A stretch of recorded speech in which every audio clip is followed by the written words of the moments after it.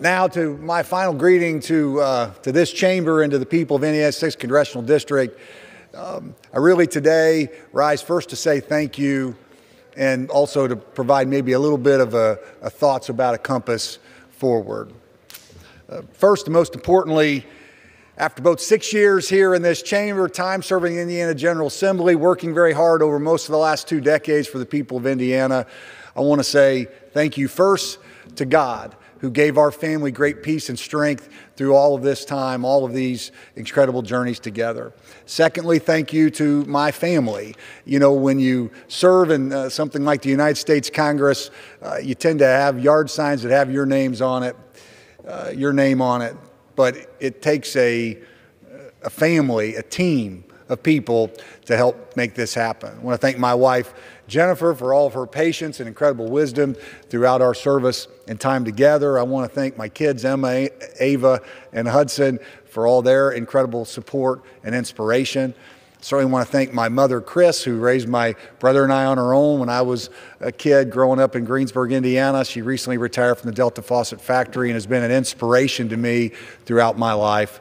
I want to thank my father, who certainly has shown love and been rooting for me all along the way. My grandparents, who are a great inspiration to us as well. My brother, Rich, and just so many others.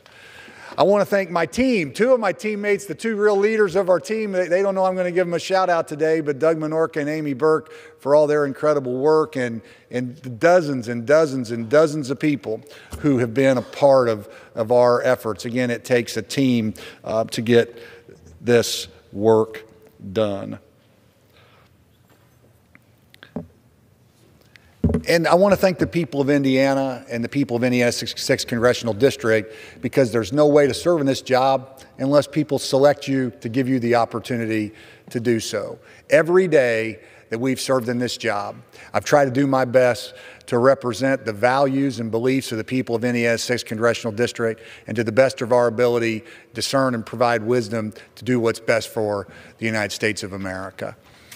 I've also been somebody who's been very blessed with a lot of mentors. You know, almost a generation ago, Hillary Clinton used an African proverb to entitle her a book. She used the proverb, "It takes a village to raise a child." And you know, unfortunately, that phrase became a bit of a partisan volleyball, because the reality is it takes a family to raise a child. Look, I was blessed to have a great mother who helped lead our family.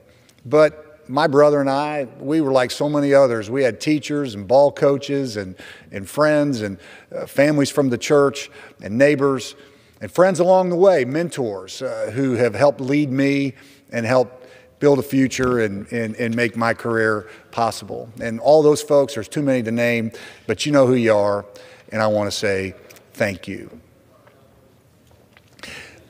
The last thing I want to talk about is a little bit about this chamber, and most importantly, those 4 words that stand there above the speaker.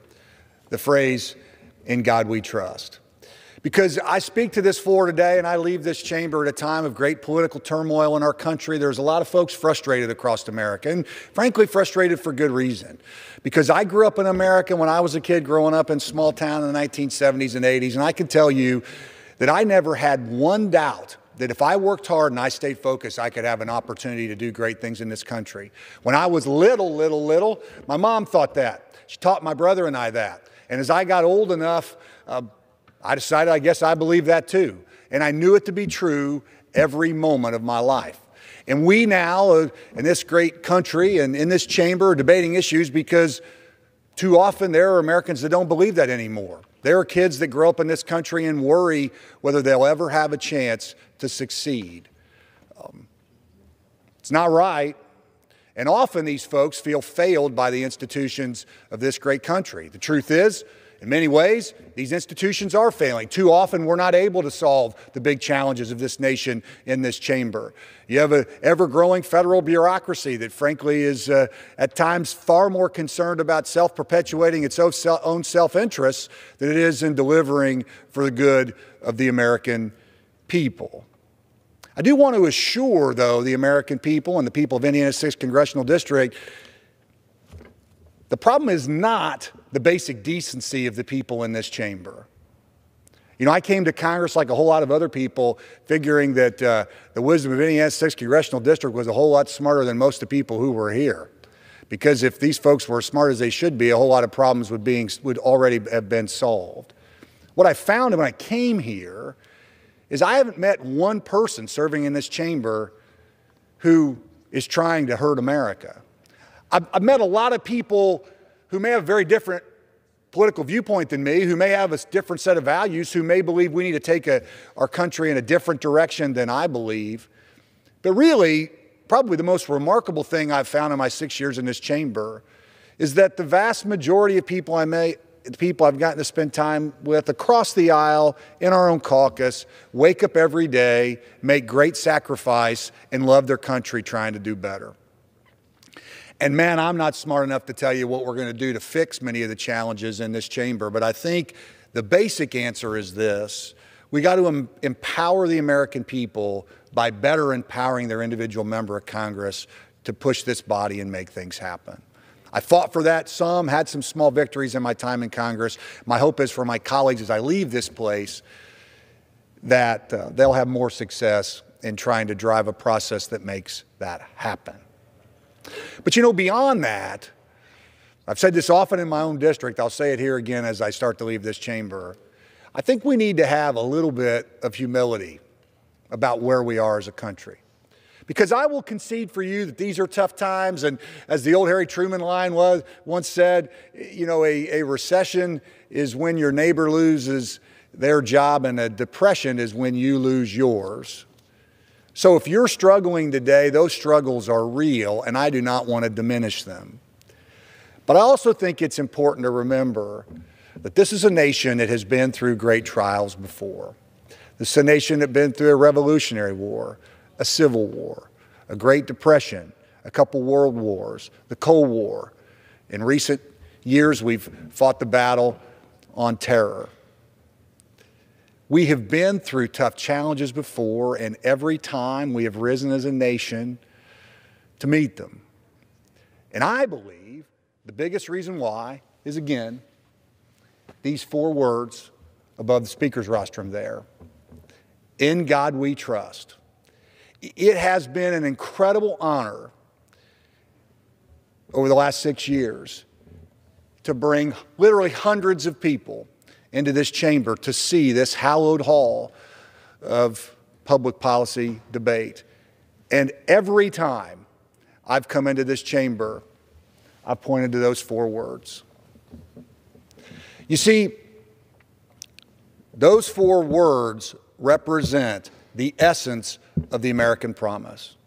We spend a lot of time in this hall talking about the importance of the Constitution and the Bill of Rights. And you know what? That debate is merited. It's incredibly important, the Constitution, the Bill of Rights. But frankly, I think we don't spend enough time talking about where those rights come from. Because I believe the most important document that this nation has ever seen is the first document that founded it, the Declaration of Independence, where it says in the 2nd paragraph that we hold these truths to be self-evident, that all men, and we now come to understand, of course, men and women, all men are created equal and endowed by their Creator with certain inalienable rights. Because those rights come from our Creator, they are inalienable and they cannot be taken from you. Every nation before us had a different point of view. They believed that rights somehow came from God to a ruler who then just decided what privileges he was going to bestow out to you. That's not what we believe in America. We believe in God we trust, that our rights come from God. Ronald Reagan said a couple generations ago, we are one nation under God, and if we ever forget it, we'll be one nation gone under. And I think as we look as a nation at this time, and we look for a compass to drive us forward, we don't need to look any further than those 4 words. America's not like any other nation that came before us. We are a nation that has been blessed time and time and time again.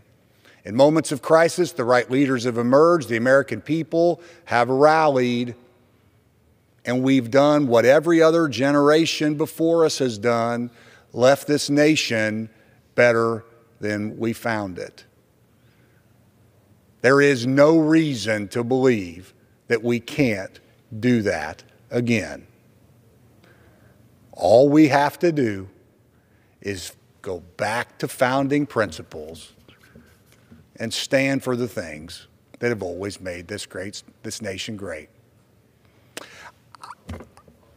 I'm too competitive of a person to tell you that I'm glad that I didn't win my last election and I'm now leaving this chamber. Of course, I'd love to be serving now in the United States Senate. That's not what God had in store for our family. That's not what the people of Indiana decided would happen. But I want to tell you this. I leave this chamber optimistic and happy. I'm optimistic for this incredible country and the amazing future we have in store.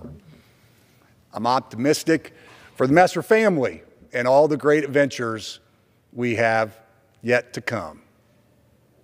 And I'm grateful that a little kid that grew up in a single-parent family in Greensburg, Indiana, has an opportunity to serve this nation in a chamber like this one. And I want to tell every little boy and girl that's growing up in America today, you can too. Just remember, in God we trust. Thank you very much. I yield back the rest of my time.